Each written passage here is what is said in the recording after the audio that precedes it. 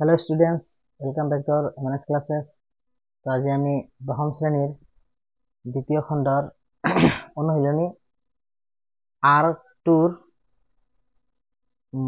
ৰৈ যোৱা প্ৰশ্নবোৰৰ সমাধান কৰিম। ইয়াৰ আগৰ ক্লাছত আমাৰ নাজিম ছাৰে কুৱেশ্যন নম্বৰ 1 পৰা 5 লৈ কৰাইছিলে। আজি মই কুৱেশ্যন নম্বৰ 6 পৰা বাকীখিনি কৰাই দিম। তোমালোকে ভিডিঅ'টো স্কিপ নকৰাকৈ একফালৰ পৰা চাবা। আৰু যদিহে তোমালোকে এই চেনেলটো প্ৰথমবাৰৰ পৰা চাই আছা তেতিয়াহ'লে এই চেনেলটো সাবস্ক্ৰাইব কৰে ৰাখিবা, কাৰণ আমি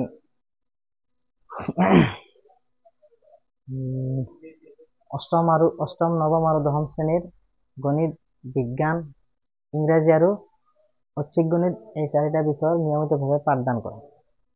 তো আজি আৰম্ভ কৰিছো। 6 নম্বৰ প্ৰশ্ন ক'লে যে তলৰ প্ৰতিটো সংখ্যাৰ বাবে আটাইতকৈ সৰু কি সংখ্যাৰে হৰণ কৰিলে সংখ্যাটো এটা পূৰ্ণবৰ্গ হ'ব। চাবা, মানে আমাক ইয়াতে যিকেইটা সংখ্যা দিয়া আছে সেই সংখ্যাকেইটা পূৰ্ণবৰ্গ নাই। এই সংখ্যাটোৰ লগত কিবা এটা অখণ্ড সংখ্যা পূৰণ কৰিলে সংখ্যাটো আমাৰ পূৰ্ণবৰ্গ হ'ব। সেইটো আমি কেনেকৈ চেক কৰিম? চোৱা, সলিউশন কিমান আছে আমাৰ? সংখ্যাটো হ'ল 468। এই সংখ্যাটোক আমি মৌলিক উৎপাদকত প্ৰকাশ কৰিম। আৰু আমি জানো যে যিবিলাক সংখ্যাৰ মৌলিক উৎপাদকবোৰ জোড় হিচাপে থাকে সেই সংখ্যাটো কি হয়? পূৰ্ণবৰ্গ সংখ্যা হয়। আমি এই সংখ্যাটোক আমি মৌলিক উৎপাদকত প্ৰকাশ কৰিম। মৌলিক উৎপাদকত প্ৰকাশ কৰাৰ পিছত যিটো মৌলিক উৎপাদকে জোড় নাপাতে সেই উৎপাদকটোৱে সেইখিনি উৎপাদক পূৰণ কৰিলে আমাৰ এই সংখ্যাটো পূৰ্ণবৰ্গ হ'ব। চাওঁ আমি কিমান আছে? 468। ইয়াক 2ৰে হৰণ কৰিলে আমাৰ হ'ব 2 বাৰ, 3 বাৰ, 4 বাৰ। আকৌ 2ৰে হৰণ যাব, 2ৰে কৰিলে 1 বাৰ, 1 বাৰ, 7 বাৰ। আকৌ এই সংখ্যাটো আমাৰ 3ৰে হৰণ যাব, কাৰণ এই অংককেইটা যোগ কৰিলে 1, 1 আৰু 7 যোগ কৰিলে 9, 9 সংখ্যাটো 3ৰে হৰণ যায়। গোটেই সংখ্যাটো 3ৰে হৰণ যাব। 3ৰে হৰণ কৰিলে 3 বাৰ, 3 3 গুণ 9 থাকিল 2 আৰু এইফালে 7, 27, 3 9 গুণ 27। আকৌ আমি যদি 3ৰে হৰণ কৰো 1 বাৰ যাব, 3 বাৰ। তাৰ মানে আমি এই সংখ্যাটোক লিখিব পাৰিম 468 ইকুৱেল টু 2 দুটা আছে, 3 দুটা আছে, মানে 2 স্কোয়াৰ লিখিব পাৰিম, 3 স্কোয়াৰ লিখিব পাৰিম। আকৌ 13টো অকল আছে। মানে আমাক যিটো সংখ্যা দিয়া আছে এই সংখ্যাটোৰ মৌলিক উৎপাদকীকৰণত মৌলিক উৎপাদক আমি কি 2য়ে জোড় পাতিছে, 3য়ে জোড় পাতিছে, কিন্তু 13য়ে জোড় পাতা নাই। তাৰ মানে যদি এই 13টো নোহোৱা হয় তথাপি এই সংখ্যাটো কি হৈ যাব? আমাৰ পূৰ্ণবৰ্গ হ'ব। যিহেতু আমাক হৰণ কৰাৰ কথা কৈছে, আমি কি কৰি দিম? এইটো নোহোৱা কৰি দিম। নোহোৱা কৰিবলৈ হ'লে হৰণ কৰা মানে নোহোৱা কৰা। এতিয়া আমাৰ এই সংখ্যাটো পূৰ্ণবৰ্গ হ'বলৈ হ'লে এই 13টো নোহোৱা কৰিব লাগিব। মানে কিমান হৰণ কৰিব লাগিব? 13। এতিয়া হৰণ কৰিবলগীয়া সংখ্যাটো কিমান হ'ব?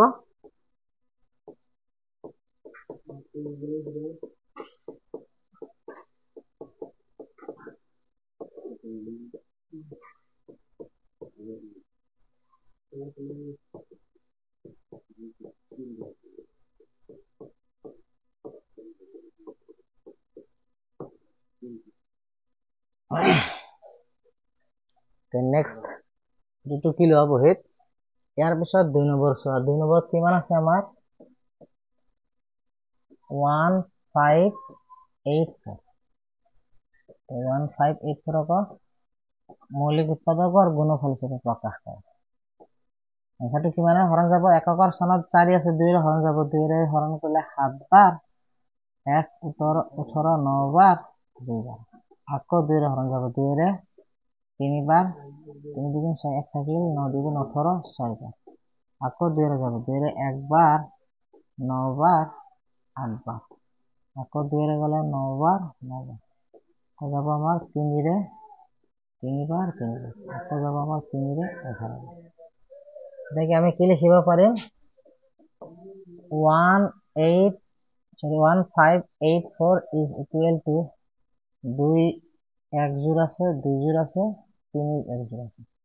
মানে আমি লিখিব পাৰিম 2 square into 2 square into 3 square into 11 এতিয়া চোৱা এই 1584 সংখ্যাটোৰ মৌলিক উৎপাদকীকৰণত মৌলিক উৎপাদক 2 জোৰ পাতিছে a 2 জোৰ পাতিছে 3 জোৰ পাতিছে কিন্তু 11 জোৰ পাতা নাই মানে হৰণ কৰিব লগা সংখ্যাটো হ'ব যেটো সংখ্যা আমাৰ জোৰ নাপাতে সেইটো এতেকে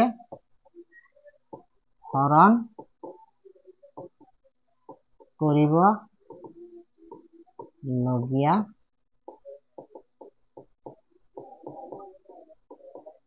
সংখ্যাটো হ'ব 11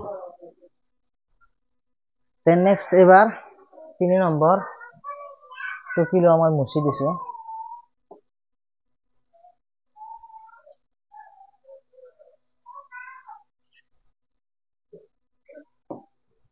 এবাৰ হল আমাৰ 3 নম্বৰ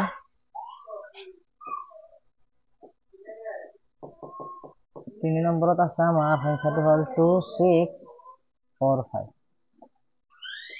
2645 চোৱা এই সংখ্যাটো আমাৰ এককৰ স্থানত যেহেতু 5 আছে 2 ৰে হৰণ নাযায় তে 3 ৰে হৰণ জানেন আমি কেনেকৈ যোগ কৰিম এই যে সংখ্যাটো দি আছে এই সংখ্যাটোৰ আমি অংকবিলাক যোগ কৰিম 2 আৰু 6 যোগ কৰিলে 8 8 আৰু 4 যোগ কৰিলে 12 12 আৰু 5 যোগ কৰিলে 17 17 টো 3 ৰে হৰণ নাযায় গোটেই সংখ্যাটো আমাৰ 3 ৰে হৰণ নাযাব 4 ৰে আমি কৰিব নোৱাৰো কাৰণ 4 টো আমাৰ যৌগিক সংখ্যা তে এককৰ ঘৰত 5 আছে যেহেতু সংখ্যাটো আমাৰ 5 ৰে হৰণ হয় তো 5 ৰে হৰণ কৰিলে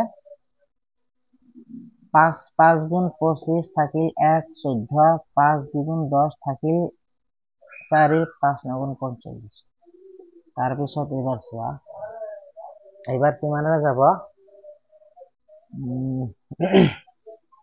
13 গুণ 3 ৰে নাযায় 9 7 নাযায় 7 ৰে 50 থাকিল কিমানৰে যাব এইটো 2 ৰে নাযায় 3 ৰে নাযায় 4 ৰে কৰিব নোৱাৰা 5 ৰে নাযায় 6 ৰে নাযায় 7 ৰে 7 7 গুণ 49 থাকিল 3 আৰু 39 নাযায় 8 ৰে নাযায় 9 ৰে নাযায় 10 ৰে 11 ৰে 4 11 গুণ 40 54 ৰ পৰা 40 বাদ দিলে কিমান হ'ব 12 ৰ 4 গলে 8 89 নাযায় 13 ৰে নাযায় 14 ৰে নাযায় 17 ৰে নাযায় কিবা বিয়োগত ভুল হল নেকি 5 5 গুণ 25 থাকিল 1 14 হলে 5 দুগুণ 10 থাকিল 4 5 9 গুণ 45 ঠিকেই আছে তাৰপিছত হ'ব আমাৰ 19 ৰে যাব না 17 ৰে 19 ৰে চাও 9 আছে না 19 লগত যদি মই 8 9 7 50 কিমানৰ হৰণ যাব এইটো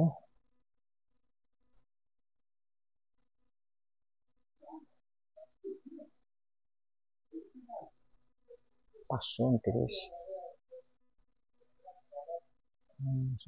23 রে দিছে 23 রে দিছে 23 রে দিলে দুইবার দিলে 23 বার দিলে দুইবার দিলে 46 তো 52 ৰ পৰা আমি যদি 46 বাদ দিই কিমান হ'ব 12 ৰ 6 গলে 6 থাকিলে 23 ৰে 3 দিব ঠিক আছে দিয়া 23 ৰে যাব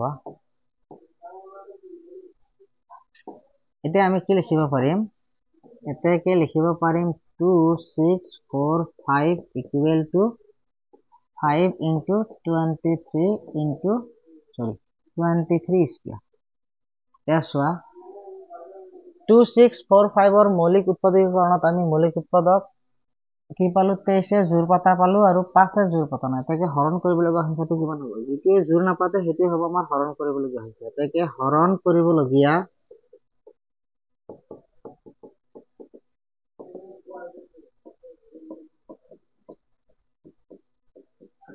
সংখ্যাটো হ'ব 5 নেক্সট এবাৰ আছে আমাৰ 4 নম্বৰ কিমান আছে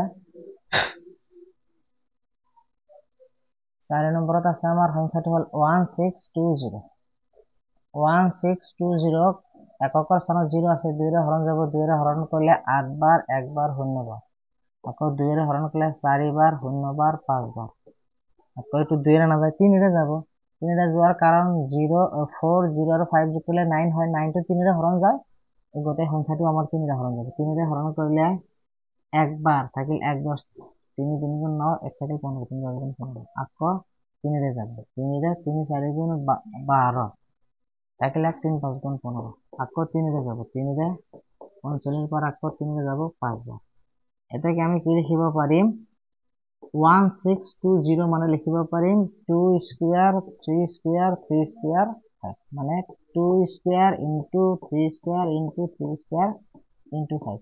এতিয়া চোৱা, এই সংখ্যাটোৰ মৌলিক উৎপাদকীকৰণত মৌলিক উৎপাদক 2 জোৰ পাতিছে, এই 3 জোৰ পাতিছে, 3 জোৰ পাতিছে, 5টোৱে জোৰ পতা নাই। এটাকে হৰণ কৰিবলৈ গ'লে সংখ্যাটো হ'ব কিমান? এটাকে হৰণ কৰিব লগীয়া সংখ্যাটো হ'ব 5। ভিডিঅ'টো পজ কৰি লিখি ল'বা তোমালোকে। নেক্সট ইয়াৰ পৰৱৰ্তী প্ৰশ্নলৈ আহিছো। এইবাৰ 7 নম্বৰ প্ৰশ্ন। 7 নম্বৰ প্ৰশ্নত আছে যে সেনাৰ কেম্প এটাত নায়কজনে 1764 জন সৈন্যক বৰ্গাকাৰ ৰূপত এনেদৰে থিয় কৰালে যাতে দীঘে পথালিয়ে শাৰীবোৰত সমান সংখ্যক সৈন্য থাকে।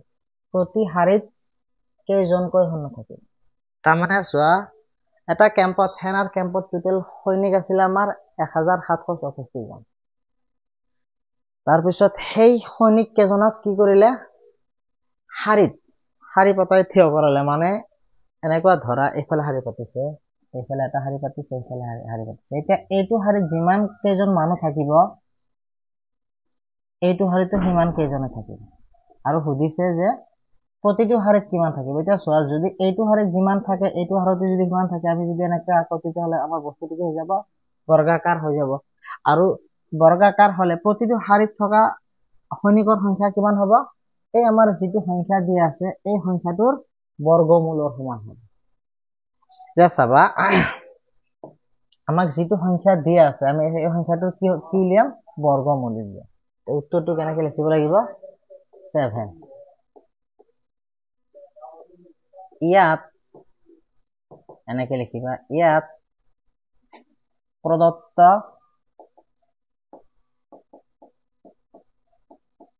সংখ্যাটোৰ বৰ্গমূলেই হ'ব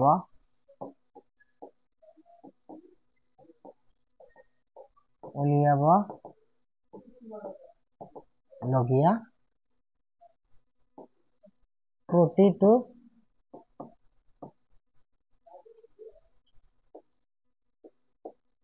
শাৰীত থকা সৈন্যৰ সংখ্যা।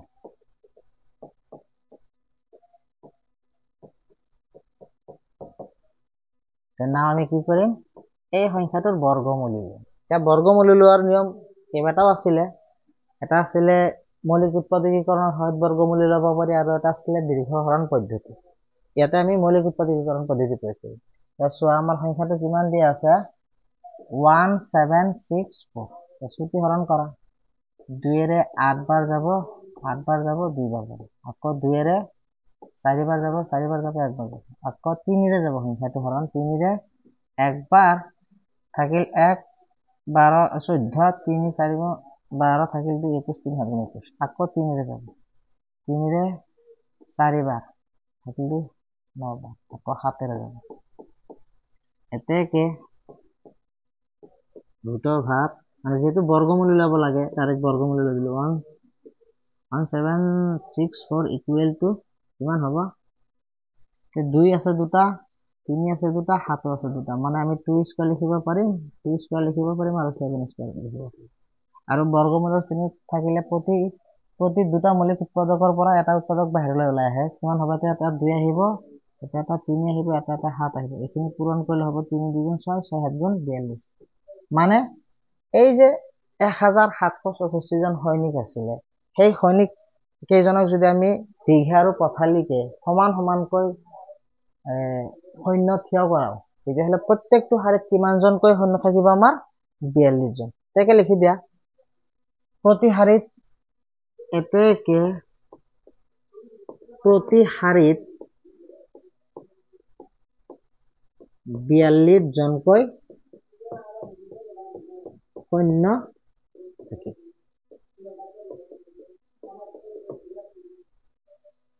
তো ভিডিওটো পজ কৰি লিখি ল'বা দেন নেক্সট এবাৰ পৰৱৰ্তী প্ৰশ্নলৈ আহিছো এইবাৰ 8 নম্বৰ প্ৰশ্ন ইয়াতে সুধিলে যে 4 9 আৰু 10 ৰে হৰণ কৰিব পৰা আটাইতকৈ সৰু পূৰ্ণবৰ্গ সংখ্যাটো উলিওৱা এতিয়া চোৱা প্ৰশ্নটো অলপ ভালকে বুজি ল'বা কি কৈছে যে আমাক এনেকুৱা এটা সংখ্যা উলিয়াব লাগে যিটো সংখ্যা 4 ৰে হৰণ যায় 9 ৰে হৰণ যায় আৰু 10 ৰে হৰণ যায় আৰু সেই সংখ্যাটো আটাইতকৈ কি হ'ব লাগিব সৰু হ'ব লাগিব লগতে পূৰ্ণবৰ্গ সংখ্যা হ'ব লাগিব এতিয়া কথা হ'ল যে এই 4 9 আৰু 10 ৰে হৰণ কৰিব পৰা আটাইতকৈ সৰু সংখ্যাটো হ'ব কি 4 9 আৰু 10 ৰ লসাগু লসাগু মানে কি যে 4 9 আৰু 10 ৰ লসাগু মানে কি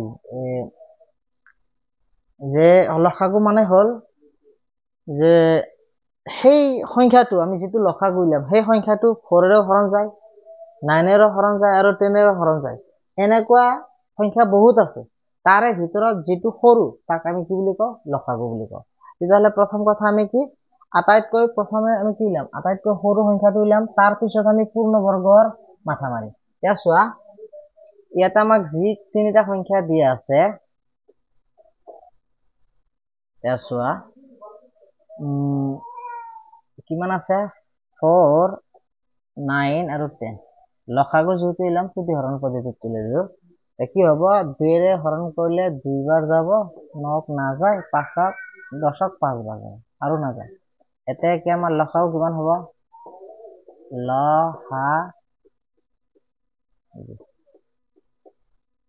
কিমান হ'ব গোটেইকেইটা পূৰণ মানে 2 * 2 * 9 * 5 তুমি পূৰণ কৰিলে কিমান হ'ব 4 4 9 গুণ 36 তাৰ লগত 5 পূৰণ কৰিলে 6 5 গুণ 30 ৰ 0 হাতৰ গ'ল 3 3 5 গুণ 15 আৰু 3 18 180 এতিয়া যে লসাগু 180 বুলি লিখিলো ইয়াৰ মিনিং হ'ল যে এই 180 সংখ্যাটো 4 ৰে হৰণ যায় 9 ৰে হৰণ যায় আৰু 10 ৰে হৰণ যায় আৰু হৰণ যোৱা আটাইতকৈ সৰু সংখ্যাটোৱে কি 180 এতিয়া চোৱা আমাৰ কোনখিনিলৈ হ'ল ইয়ালৈ হ'ল যে 4 9 আৰু 10 ৰে হৰণ কৰিব পৰা আটাইতকৈ সৰু সংখ্যাটো আমি কিমান পালো 180 কিন্তু ইয়াতে আৰু কৈছে কি যে সংখ্যাটো কি হ'ব লাগিব পূৰ্ণবৰ্গ সংখ্যা হ'ব লাগিব এতিয়া কোৱাচোন এই সংখ্যাটো আমাৰ পূৰ্ণবৰ্গ হৈছে না যদি পূৰ্ণবৰ্গ হৈছে তেতিয়াহ'লে आंसर এইটোই হ'ব তেছৱা এইটো পূৰ্ণবৰ্গ হৈছে না পূৰ্ণবৰ্গ হোৱা নাই কিয় আমি জানো যে এটা সংখ্যা পূৰ্ণবৰ্গ সংখ্যা হ'ব লাগিলে শেষত যদি শূন্য থাকে তেতিয়াহ'লে সেই শূন্যবিলাক যোগ হিচাপে হ'ব লাগিব ইয়াতে শূন্যটো আমাৰ কি এটা আহিছে মানে এইটো কি নহয় আমি মৌলিক উৎপাদকত প্ৰকাশ নকৰাকৈ কৈ দিব পাৰিম যে এইটো সংখ্যা আমাৰ পূৰ্ণবৰ্গ নহয় তে আমি স্পষ্টভাৱে গম পাইছো যে এইটো কি ই পূৰ্ণবৰ্গ নহয় এতিয়া কথা হ'ল এই যে 180 আছে এই 180 টোক 4 ৰে হৰণ যায় 9 ৰে হৰণ যায় আৰু 10 ৰে হৰণ যায় এই 180 লগত মই যদি 2 এটা পূৰণ কৰি দিওঁ পূৰণ ফলটো কিবা এটা পাম সেই পূৰণ ফলটো 4 9 আৰু 10 ৰে হৰণ যাব না যাব নিশ্চয় যাব 180 কে 4 9 আৰু 10 ৰে হৰণ গৈছে ইয়াৰ লগত যদি মই 2 পূৰণ কৰো তথাপিও যাব 3 পূৰণ কৰিলে তথাপিও যাব 4 পূৰণ কৰিলেও যাব 5 পূৰণ কৰিলেও যাব তে যিকোনো সংখ্যা এটা পূৰণ কৰিলে সেই পূৰণ ফলটো আকৌ 4 9 আৰু 10 ৰে হৰণ যাবই যাব এটা আমি জধে মধে যিকোনো সংখ্যা পূৰণ নকৰো কাৰণ আমি এটা এনেকুৱা এটা সংখ্যা পূৰণ কৰিম যাতে এই সংখ্যাটো আকৌ কি হয় ইয়াতে যেটো আমাক পূৰ্ণবৰ্গ বনাব দিছে আমি পূৰ্ণবৰ্গ বনাই দিম তে পূৰ্ণবৰ্গ বনাবলৈ হলে অলপ আগতে শিকিলো যে এইটো এটা সংখ্যা আছে এই সংখ্যাটো পূৰ্ণবৰ্গ বনাবলৈ হলে ইয়াৰ লগত কিমান পূৰণ কৰিব লাগিব তে আকৌ আমি কি কৰিম এই সংখ্যাটো মৌলিক উৎপাদকত প্ৰকাশ কৰিম এগেইন 180 মানে 2 ৰে হৰণ কৰিলে আমি পাম 90 আকৌ 2 ৰে হৰণ কৰিলে আমি পাম 45 আকৌ 2 ৰে নাযায় 5 ৰে 5ৰে দিলো 5ৰে হৰণ কৰিলে আমি পাম 9 আকৌ 3ৰে হৰণ কৰিলে আমি পাম 3 তাৰ মানে এতেকে 180 ক আমি লিখিব পাৰিম কিমান 2 স্কয়াৰ 3 স্কয়াৰ ইনটু 5 কি লিখিব পাৰিম 2 স্কয়াৰ ইনটু 3 স্কয়াৰ ইনটু 5 এতিয়া চোৱা এই যে আমাৰ 180 আছে এই 180 সংখ্যাটোক আমি পূৰ্ণবৰ্গ বনাবলৈ হলে কিমান পূৰণ দিব লাগিব 5ৰে পূৰণ দিব লাগিব এতিয়া কথা হল যে 5ৰে পূৰণ দিলে সংখ্যাটো পূৰ্ণবৰ্গ সংখ্যা হ'ব আকৌ 5ৰে পূৰণ দিয়াৰ পিছত কিবা এটা যে ৰিজাল্ট পাম ফলাফল পাম সেই ফলাফলটো 4 9 আৰু 10ৰ হৰণ যাব না নাই যাব মই অলপ আগতেই কলো যে 180 সংখ্যাটোক 4 9 আৰু 10ৰ হৰণ যায় কাৰণ 180 হল 4 9 আৰু 10ৰ লসাগু এতিয়া এই 180 লগত মই 2 পূৰণ কৰিলেও পূৰণ ফলটো 4 9 আৰু 10ৰ হৰণ যাব 3 পূৰণ কৰিলেও যাব 4 পূৰণ কৰিলেও যাব যি ইচ্ছা তাকে পূৰণ কৰিলে যাব কিন্তু আমি যধে মধে সংখ্যা পূৰণ নকৰো আমি এনেকুৱা এটা সংখ্যা পূৰণ কৰিম যাতে সংখ্যাটো পূৰ্ণবৰ্গ হয় আৰু সংখ্যাটো আটাইতকৈ কি হয় সৰু হয় এতিয়া চোৱা 5 পূৰণ নিদি মই 5 কিউব পূৰণ দিলেও হ'ব মানে 5 যদি মই 3টা পূৰণ দিওঁ তেতিয়াও পূৰ্ণবৰ্গ হ'ব কিন্তু তেতিয়া সেই পূৰ্ণবৰ্গ সংখ্যাটো কিন্তু আটাইতকৈ সৰু নহয় সেকেন্ডটো হ'ব আৰু ইয়াতে আৰু পূৰণ দিয়া 2 স্কয়াৰ এটা পূৰণ দিয়া বা 2 স্কয়াৰ আৰু 5 এটা পূৰণ দিলেও হ'ব 3 স্কয়াৰ আৰু 5 এটা পূৰণ দিলেও হ'ব কিন্তু সেই সংখ্যাবিলাক কি নহয় আমাৰ আটাইতকৈ সৰু নহয় তেতিয়াহলে আটাইতকৈ সৰু পূৰ্ণবৰ্গ সংখ্যা পাবলৈ হলে আমি এইটো সংখ্যাৰ লগত কিমান পূৰণ দিব লাগিব 5 পূৰণ দিব লাগিব এতেকে ডাইৰেক্ট লাষ্টত লিখি দিলে হল এতেকে 4 9 আৰু 10ৰে হৰণ কৰিব পৰা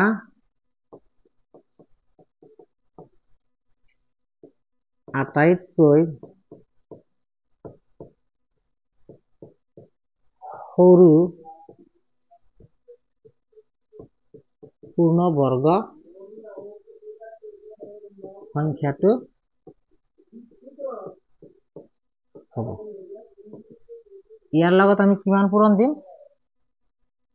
5 পূৰণ দিম মানে 2 স্কয়াৰ ইনটু 3 স্কয়াৰ ইনটু 5 5 জোৰ পাতা নাই কাৰণে 5 পূৰণ দিম এতিয়া কিমান হ'ব এইখিনিলৈ পূৰণ কৰিলে আমাৰ 180 হৈছিলে লগত এটা 5 পূৰণ 5 পূৰণ কৰিলে কিমান হ'ব 5 18 গুণ 90 আৰু এটা শূন্য তাৰ মানে 4 9 আৰু 10ৰে হৰণ কৰিব পৰা আটাইতকৈ সৰু সংখ্যাটো হল 180 কিন্তু পূৰ্ণবৰ্গ সংখ্যাটো হ'ব আমাৰ 900 ভিডিওটো পজ কৰি লিখি লোৱা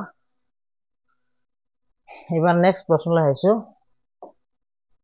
এইবাৰ আছে আমাৰ 9 নম্বৰ প্ৰশ্ন হৰণ পদ্ধতিৰে বৰ্গমূল নিৰ্ণয় কৰা ইয়াৰ আগত হয়তো 4 নম্বৰ নাকি না 5 নম্বৰ প্ৰশ্নত বৰ্গমূল নিৰ্ণয় কৰিব দিছিলে তাতে আমাক কি দিছিলে মৌলিক উৎপাদকীকৰণ পদ্ধতিৰে বৰ্গমূল নিৰ্ণয় কৰিব দিছিলে ইয়াতে দিলে আমাক কি হৰণ পদ্ধতিৰে ইয়াতে আমি কি কৰিম দীৰ্ঘ হৰণ পদ্ধতিৰে আমি বৰ্গমূল নিৰ্ণয় কৰিম চাবা 1 নম্বৰ কিমান আছে সংখ্যাটো আছে আমাৰ 2116 চাবা আমি প্ৰথমতে কি কৰিম এই সংখ্যাটোক ৰাইট হেণ্ড সাইডৰ পৰা লেফট হেণ্ড সাইডলৈ যাম মানে সোঁফালৰ পৰা এইটো সাইডৰ পৰা এইফালে দুটা দুটা জোৰ পাতিলা দুটা জোৰ পাতিলে কিমান হ'ব এটা হ'ব আমাৰ 16 এটা হ'ব কিমান 21 এই 21ৰ আসন্ন বৰ্গমূল পাতিম ইয়াতে আসন্ন বৰ্গমূল আকৌ কি চাবা ইয়াতে এটা লিষ্ট বনাই দিছো 1 স্কয়াৰ কৰিলে 1 2 স্কয়াৰ কৰিলে 4 3 স্কয়াৰ কৰিলে 9 4 স্কয়াৰ কৰিলে 16 5 স্কয়াৰ কৰিলে 25 6 স্কয়াৰ কৰিলে 36 এতিয়া চোৱা ইয়াতে আমাৰ এইটো জোৰ বাদ দিলে এইটো জোৰ ললে আমাৰ কিমান হ'ব 21 এতিয়া ইয়াতে আমি এনেকুৱা এটা অংক পাতিম ইয়াতে এনেকুৱা এটা অংক পাতিম এই অংক দুটা পূৰণ কৰিলে সেই পূৰণ ফলটো হয় 21 হ'ব লাগিব নাইবা 21তকৈ সৰু হ'ব লাগিব মানে আমি এটা আসন্ন বৰ্গমূল পাতিম এতিয়া চোৱা ইয়াতে আছে আমাৰ কিমান 21 এতিয়া চোৱা যদি মই 25 থাকিলে হয় কিমান পাতিলে হয় 5 পাতিলে হয় 16 থাকিলে 4 পাতিলে হয় ইয়াতে আছে 21 মই 5 পাতিব নোৱাৰিম তেতিয়াহ'লে আমি কি পাতিম মানে ইয়াতে যি পাতিম ইয়াতে হে পাতিলে পূৰণ কৰিলে হয় এইটো সংখ্যা হ'ব লাগিব নাইবা ইয়াতকৈ কি হ'ব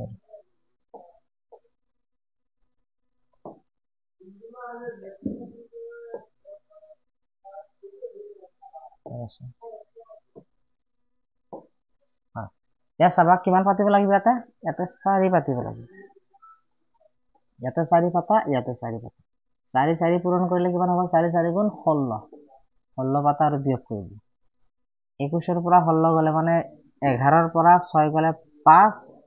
তাৰ পিছত ইয়াতে আমাৰ যিটো অংক থাকিব, যিটো সংখ্যা থাকিব, সেই সংখ্যাটোৰ লগত সদায় 2 পূৰণ কৰি ইয়াতে পাতিব, নাইবা এইটো অংক আৰু এইটো অংক বা সংখ্যা দুটা যোগ কৰি ইয়াতে পাতিবা। ইয়াতে অলপ এনেকুৱা ঠাইত পাতিবা যাতে এইফালে এটা অংক পাতা জাগা থাকে। তাৰ পিছত একে একে কি কৰিবা, হৰণ, আগত যে হৰণ কৰিছিলে সেই হৰণ কৰিলে অংকবিলাক নমাই আনিছিলে, ইয়াতে কিন্তু এটাকে নমাই আনিব নোৱাৰা, জোৰ হিচাপে নমাই আনিব লাগে, জোৰ হিচাপে নমাই আনা 16।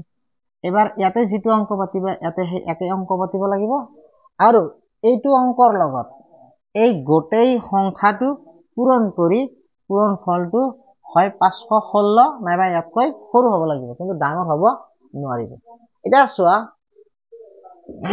অলপ লক্ষ্য কৰিবা, ইয়াতে যিটো অংক পাতিম ইয়াতে সেই অংক পাতিম, এই অংক দুটা পূৰণ কৰিলে এককৰ ঘৰত 6 আহিব লাগিব। 6 আহিব লাগিলে কি হ'ব চোৱাচোন, 4 পাতিলে, যদি মই ইয়াতে 4 পাতি ইয়াতে 4 পাতি আমাৰ সংখ্যাটো হ'ব 84, ইয়াতে হ'ব 84, পূৰণ কৰাচোন, 4 4 গুণ 16, 6 হাতৰ গ'ল 1, 4 8 গুণ 32 থাকে 33, কিন্তু সংখ্যাটো আছে আমাৰ 516, মানে 4 পাতিলে সৰু হৈ আছে 5। এবাৰ আৰু কি পাতিলে 6 আহিব, 6 6 গুণ 36, 6 আহে, এইবাৰ 6 পাতি চাওঁ, মানে যদি ইয়াতে 6 পাতো সংখ্যাটো হ'ব আমাৰ 86, ইয়াতে হ'ব 6, মানে 86ৰ লগত 6 পূৰণ কৰা, কিমান হ'ব, 6 6 গুণ 36, 6 হাতৰ গ'ল 3, আকৌ 6 8 গুণ 48 আৰু 3 যোগ কৰিলে 49, মানে এতিয়া গম পালো কিমান 516, ইয়াতে 516 আছে, মানে ইয়াতে কিমান পাতিব লাগিব 6, ইয়াতে 6 পাতা, এই 6ৰ লগত গোটেইখিনি সংখ্যা পূৰণ কৰি ইয়াতে পাতা, পূৰণ কৰি ইয়াতে দি আছো, কিমান হৈছে 516 পাতি দিম, বিয়োগ কৰাৰ লগে লগে শূন্য হ'ল, যেতিয়া শূন্য হ'ব, ভাগশেষটো শূন্য হ'ব, তেতিয়া আমাৰ এইটোৱে হ'ব কি বৰ্গমূল, এতেকে নিৰ্ণয় বৰ্গমূল কিমান হ'ব আমাৰ 46, বুজি পালানে? বহীত টুকি লোৱা। নেক্সট এবাৰ 2 নম্বৰ চাবা, এইখিনি মই মুছি দিলো।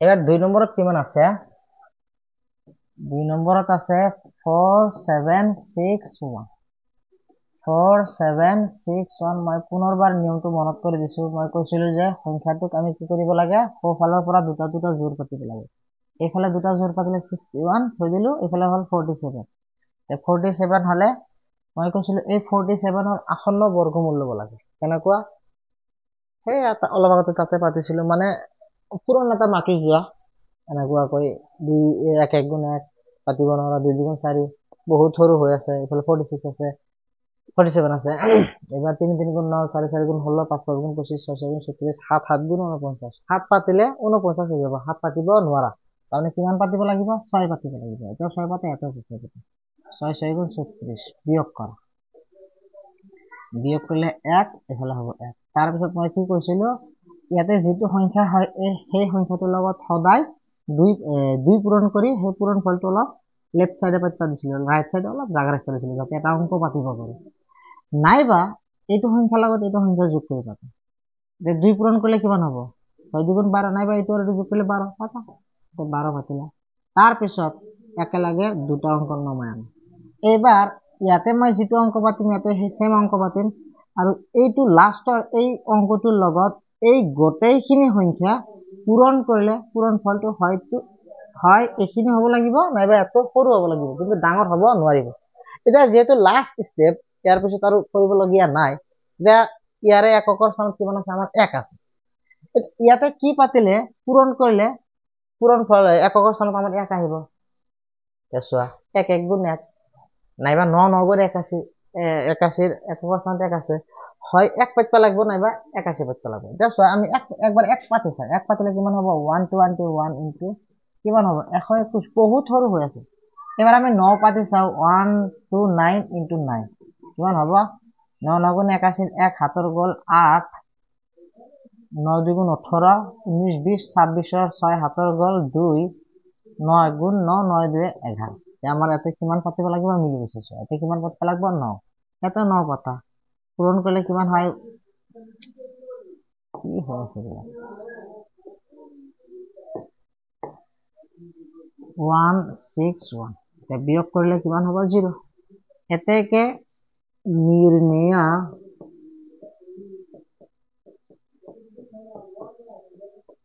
বৰ্গমূল কিমান হ'ব আমাৰ 69 ইয়াৰ আগত প্লাস মাইনাস দিব পাৰা এবাৰ নেক্সট তোমালোকক মই এই 3 নম্বৰটো হোমৱৰ্ক দিলো তোমালোকে কৰি আমাৰ কমেন্ট বক্সত কমেন্ট কৰিবা মই 4 নম্বৰটো কৰি দি আছো এবাৰ 4 নম্বৰ চাবা কি আছে এই তোমালোকৰ এই 3 নম্বৰটো হোমৱৰ্ক থাকিল এটো কৰি ইয়াৰ উত্তৰটো কমেন্ট বক্সত কমেন্ট কৰিবা এবাৰ 4 নম্বৰটো আছে 4 নম্বৰটো আছে কিমান আমাৰ 6084 6084 দুটা দুটা জোৰ পাতিলে 84 আৰু পেলে 60 হ'ব 60 60 এর আসন্ন বর্গমূল কিমান 7 7 গুণ 49 8 8 গুণ 64 মানে 64 8 পাতিব নোৱাৰো 64 হৈ যাব ইয়াতে কিমান পাতিব লাগিব 7 ইয়াতে 7 8 7 গুণ 49 এবাৰ বিয়োগ কৰা 10 ৰ 9 গলে 1 তাতে 5 1 তাৰ পিছত মই কৈছিলো এইটো সংখ্যাৰ লগত 2 পূৰণ কৰি এতে পাতিব লাগিব নাইবা এইটো আৰু যোগ কৰা কিমান হ'ব 14 পাতা আৰু এনেকে পাতিবা যাতে ইফালে এটা অংক পাতাৰ জায়গা খালি থাকে তাৰ পিছত দুটা নমাই আনা এবাৰ ছয় এককৰ স্থানত কিমান আছে 4 আছে ইয়াতে কি পাতিলে এই দুটা পূৰণ কৰিলে এককৰ স্থানত আমাৰ 4 আহিব 8 8 গুণ 64 হয় 8 পাতিব লাগিব নাইবা 2 পাতিব লাগিব 2 2 গুণ 4 তে আমি একবার 2 পাতি চাও যদি মই 1422 পাতি তাহলে কিমান হ'ব 2 2 গুণ 4 8 2 তে বহুত সৰু হল এবাৰ কিমান পাতা 8 পাতা ইয়াতে 8 ইয়াতে কিমান হ'ব 8 8 গুণ 64 64 ৰ 4 কেৰি হল আমাৰ 6 8 4 গুণ 32 38 ৰ 8 থাকিল কিমান 3 8 গুণ 8 আছে পিনে 11 হল এতে কিমান পাতিব লাগিব 8 ইয়াতে 8 পাতা ইয়াতে 8 পাতা পূরণ করলে কিমান হ'ব 1184 বিয়োগ করলে 0 হ'ব এতেকে নির্ণয়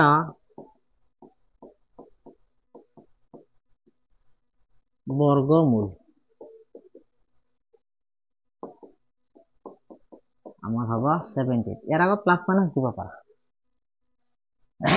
তে নেক্সট ইয়ার পরবর্তী প্রশ্ন আসছে এবার হল আমার 10 নম্বর প্রশ্ন 10 নম্বর প্রশ্ন হল যে তলৰ দশমিক সংখ্যাবোৰৰ বৰ্গমূল নিৰ্ণয় কৰা ইয়াৰ আগতে আমি দশমিক নথকা সংখ্যাবিলাকৰ বৰ্গমূল লৈছিলো এবাৰ আমি দশমিক সংখ্যাবিলাকৰ বৰ্গমূল ল'ম দশমিক সংখ্যাবিলাকৰ বৰ্গমূল হেইটোৰ দৰে একে মানে অলপ আগত যেটো কৰিলো তাৰ দৰে একে এটা অলপ এটা হে কথা বেলেগ হ'ব চাবা 10 নম্বৰ 10 ৰ প্ৰথমটো চোৱা কিমান আছে 12.25 12.25 কি কওঁ শুনিবা এটা সংখ্যাৰ দশমিক বিন্দুৰ আগৰ এই আগৰ খিনিক কোৱা হয় পূৰ্ণক এইখিনিৰ নাম হল আমাৰ কি পূৰ্ণক আৰু দশমিক বিন্দুৰ পিছৰ খিনিক কি বুলি কোৱা হয় অংশক বুলি কোৱা হয় এতিয়া যদি দশমিক বিন্দু থকা সংখ্যাবিলাকৰ বৰ্গমূল নিৰ্ণয় কৰিব দিয়ে ইয়াতে অলপ এই আমি যে জোৰ পাতিছিলো জোৰটো কেনেকৈ পাতিব লাগিব যে পূৰ্ণকখিনিক আমি এইফালৰ পৰা এনেকৈ জোৰ পাতিব লাগিব মানে ৰাইট হ্যান্ড সাইডৰ পৰা লেফট হ্যান্ড সাইডলৈ জোৰ পাতিব লাগিব আৰু অংশখিনিক লেফট হ্যান্ড সাইডৰ পৰা ৰাইট হ্যান্ড সাইডলৈ জোৰ পাতিব এতিয়া চোৱা পূৰ্ণকখিনিক আগতে কৰিব লাগিব পূৰ্ণকখিনিক এনেকৈ জোৰ পাতিলে 12 হ'ব তে 12 ৰ আসন্ন বৰ্গমূল কিমান 3 3 গুণ 9 4 পাতিলে 4 4 গুণ 16 কিন্তু আছে 12 এটা আমি 4 পাতিব নোৱাৰো কিমান পাতিব লাগিব 3 এতেও 3 এতেও 3 3 3 গুণ 9 পাতা বিয়োগ কৰা কিমান হ'ব 12 ৰ পৰা 9 গলে 3 তাৰ পিছত এইটো সংখ্যাৰ লগত 2 পূৰণ কৰি এতে পাতা কিমান হ'ব 6 নাইবা এইটো যোগ কৰি পাতা একে কথা তাৰ পিছত এবাৰ জোৰ হিচাপে নামি আহতে এই দশমিক বিন্দুটো এতে নমাই আনিব নালাগে দশমিক বিন্দুটো ওপৰত দিব লাগে তাৰ পিছত নমাই আনতে এবাৰ ইয়াতে আমি যি অংক পাতিম ইয়াতে সেই অংক পাতিম আৰু এই অংক পূৰণ কৰিলে এককৰ স্থান কি আহিব লাগিব 5 তে 5 5 গুণ 25 ইয়াৰ বাহিৰে বেলেগ নাই মানে ইয়াতে আমি কিমান পাতিব লাগিব 5 পাতিব লাগিব ইয়াতে 5 পাতিব লাগিব এই 65 ৰ লগত এই 5 পূৰণ কৰি চোৱা কিমান হ'ব 65 ৰ লগত যদি আমি 5 পূৰণ কৰো 5 5 গুণ 25 5 7 গ'ল 2 5 6 গুণ 30 দিয়ে কিমান 32 আমাৰ কিমান হ'ব 325 বিয়োগ কৰিলে 0 এটাকে নিৰ্ণয় বৰ্গমূল কিমান হ'ব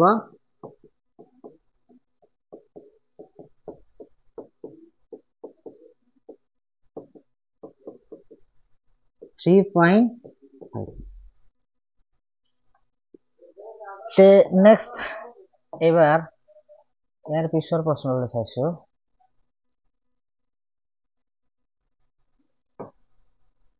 এবাৰ ইয়াৰ পিছৰ প্ৰশ্ন কিমান আছে 2 নম্বৰত চোৱা কিমান আছে 24.01 24.01 দশমিক বিন্দুৰ আগৰ খিনিক এনেকে জোৰ পাতিলে 24 এখিনি পিছলৈ জোৰ পাতিলে কিমান হ'ব এতিয়া চোৱা 24 5 পাতিলে 5 5 গুণ 25 5 পাতিব নোৱাৰো তেতিয়াহ'লে তাতকৈ এক কম পাতা কিমান হ'ব 4 ইয়াতে 4 পাতা ইয়াতে 4 পাতা 4 4 গুণ 16 বিয়োগ কৰিলে কিমান হ'ব 14 6 গ'লে 8 1 1 গ'লে 0 তাৰ পিছত এইটো সংখ্যাৰ লগত 2 পূৰণ কৰা নাই বা এইটো যোগ কৰি ইয়াতে পাবা কিমান হ'ব 8 তাৰ পিছত দশমিক বিন্দুটো নামি আহিব বিচাৰিব ইয়াতে নমাই আনিব নালাগে ওপৰত দিয়া তাৰ পিছত এনেকে নমাই আনিবা ইয়াতে যি পাতিবা ইয়াতে হে পাতা আৰু পূৰণ কৰিলে এককৰ সংখ্যা কিমান আহিব লাগিব 1 আহিব লাগিব এতিয়া চোৱা যদি 1 পাতো ইয়াতে 1 এটা 81 লগত 1 কৰিলে 81 হ'ব মানে 1 পাতিলে নহব তে আমি গম পালো 100% কিমান হ'ব 9 9 9 গুণ 81 1 হাতৰ গ'ল 8 9 8 গুণ 72 আৰু 8 যোগ কৰিলে 80 0 এটাকে নিৰ্ণয় বৰ্গমূল কিমান হ'ব এটাকে নিৰ্ণয় বৰ্গমূল 4.9 তো নেক্সট এবাৰ 3 নম্বৰ চোৱা 3 নম্বৰত কিমান আছে 146.41 দশমিক বিন্দুৰ আগৰ খিনিক ৰাইট হ্যান্ড সাইডৰ পৰা জোৰ পাতিব লাগে এটো জোৰ পাতিলে হ'ব এটা ৰৈ যাব এটা অংক ৰৈ গ'ল এটা কিমান পাতিব লাগিব এতে 1 এতে 1 1 1 গুণ 1 এবাৰ বিয়োগ কৰিলে কিমান হ'ব 0 তাৰ পিছত এইটো অংকৰ লগত 2 পূৰণ কৰি ইয়াতে পাতিলো তাৰ পিছত নমাই আনিব লাগিব 1 জোৰ 46 এতিয়া ইয়াতে যি পাতিম ইয়াতে হে পাতিব লাগিব আৰু এইটো অংকৰ লগত এই গোটেই সংখ্যাটো পূৰণ কৰি হয় 46 নাইবা 46কৈ 4 হ'ব লাগিব এতিয়া কিমান পাতিবা 2 পাতিলে চোৱা 2 পাতিলা 2 2 গুণ 4 2 2 গুণ 4 আকৌ বিয়োগ কৰিলে কিমান হ'ব 2 তাৰ পিছত দশমিক বিন্দুটো আমাৰ যেতিয়া নামি আহিব বিচাৰিব তেতিয়া আমি ওপৰলৈ উঠাই দিম ইয়াতে দিম এবাৰ কিমান হ'ব 41 তাৰ পিছত মই কি কৈছিলো ইয়াতে যিমান এইটো যিমান সংখ্যা হৈছে সেই সংখ্যাটোৰ লগত 2 পূৰণ কৰি অলপ লেফট হ্যান্ড সাইডে পাতিব দিছিলো যাতে ৰাইট হ্যান্ড সাইডে এটা অংক পাতাৰ জায়গা থাকে কিমান আছে 12 12 2 গুণ 24 নাইবা এইটো অংকৰ লগত লাষ্টৰ অংকটোৰ লগত এই গোটেই সংখ্যাটো যোগ কৰি পৰিছিল এতে আছে 2 এতে হল 22 যোগ কৰিলে কিমান হ'ব 24 তাৰ পিছত চোৱা এতে যি অংক পাতিবা এতে হে অংক পাতি এই অংক দুটাৰ পূৰণ কৰিলে একৰ স্থানত কিমান আহিব লাগিব 1 আহিব লাগিব তে 1 পাতিব পাৰা নাইবা 9 9 গুণ 81 9 পাতিব পাৰা তে 9 পাতিলে বহুত ডাঙৰ হ'ব চাবা 1 পাতি দিছো 1 পাতিলে কিমান হ'ব 1 ৰ লগত এইখিনি পূৰণ কৰিলে আমাৰ এইখিনি হ'ব 0 বিয়োগ কৰিলে 0 হ'ব এটাকে বৰ্গমূল কিমান হ'ব নিৰ্ণয় বৰ্গমূল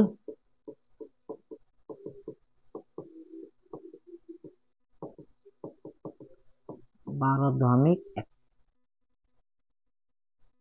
তে নেক্সট এটা ৰৈ গ'ল কি 4 নম্বৰটো ৰৈ গ'ল তোমালোকে এই 4 নম্বৰটো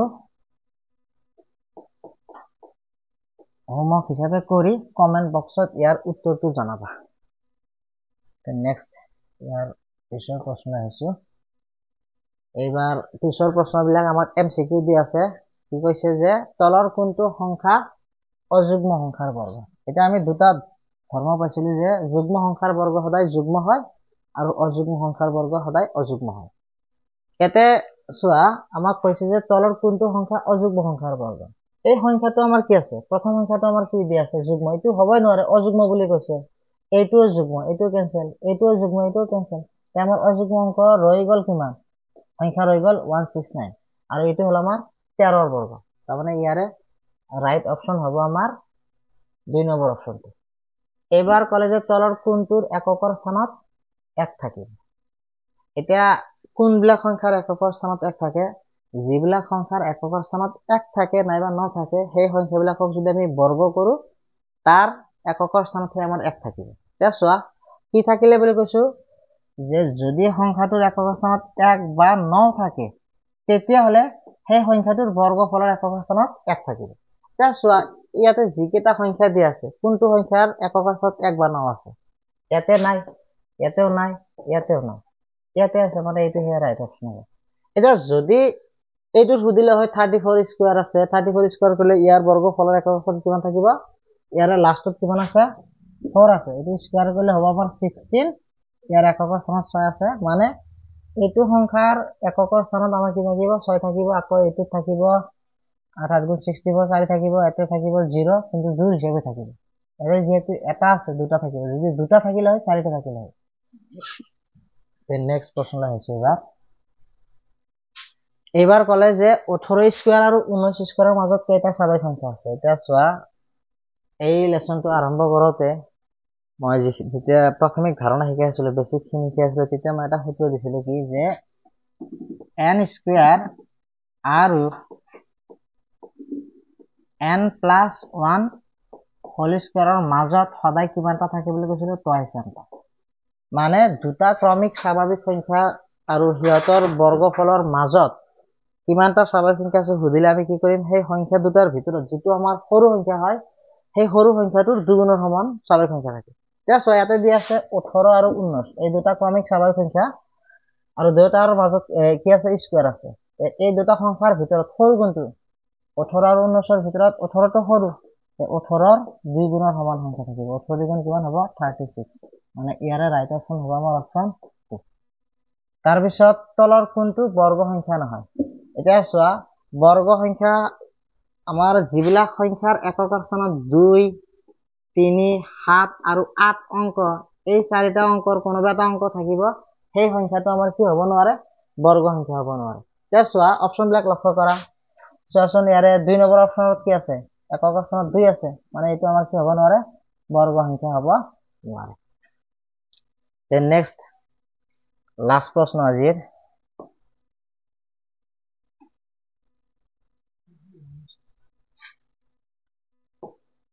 চোৱা ই নম্বৰত কি আছে যে √2025 ইকুৱেল কিমান দি আছে? 45।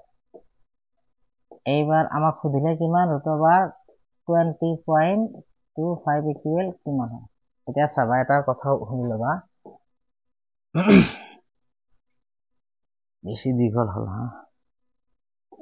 2025 1 2 3 4।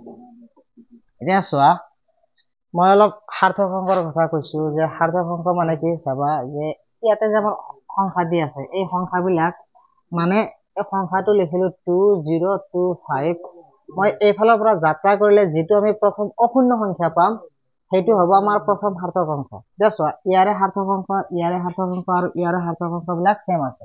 যদি সাৰ্থক অংকবিলাক সেম থাকে আমাৰ এই ভ্যালুটো কি থাকিব? সেমে থাকিব। এতিয়া চোৱা সাৰ্থক অংক 2025 আছে, ইয়াতেও 2025 আছে, মানে ইয়াৰে এনসাৰটো হ'ব আমাৰ 45।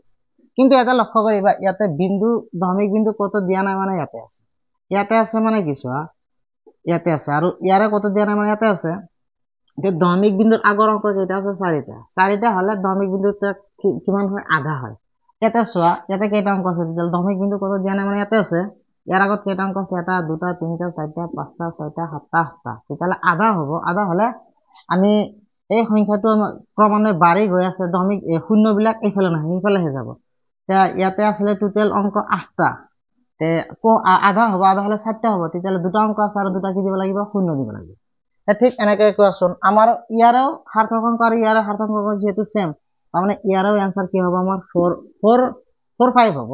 কিন্তু দশমিক বিন্দুটো কিমান দিব লাগিব? চোৱা ইয়াতে দশমিক বিন্দু ইয়াতে আছে, দশমিক বিন্দুৰ আগত কেইটা অংক আছে? দুটা অংক আছে, তাৰ আধাত আমি কি দিব লাগিব? দশমিক বিন্দু দিব লাগিব। আধা হলে কিমান হ'ব? এটা, দশমিক বিন্দুটো হ'ব ইয়াতে। এতিয়া চোৱা এইটো ইয়াৰে আনসাৰটো হ'ব এইটো। যদি তোমালোকক এইটো সুধিলে হয় যে 0.00225, এতিয়া চোৱা ইয়াৰে সাৰ্থক অংক আৰু ইয়াৰে সাৰ্থক অংক সেম আছে, তে আমাৰ অংক কেইটা কি কি আহিব 4 5 আহিবই আহিব।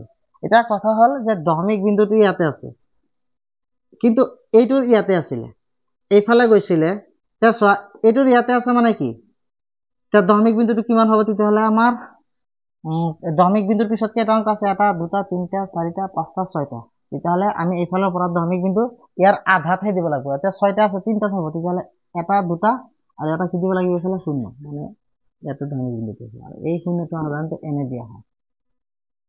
এই যিয়ে নহওক ভিডিঅ'টো চাই কেনে পালা কমেণ্টত জনাবা আৰু যিমান পাৰা বন্ধু বান্ধৱীৰ লগত শ্বেয়াৰ কৰিবা, লগতে আমাৰ চেনেলটো ছাবস্ক্ৰাইব কৰি ৰাখিবা।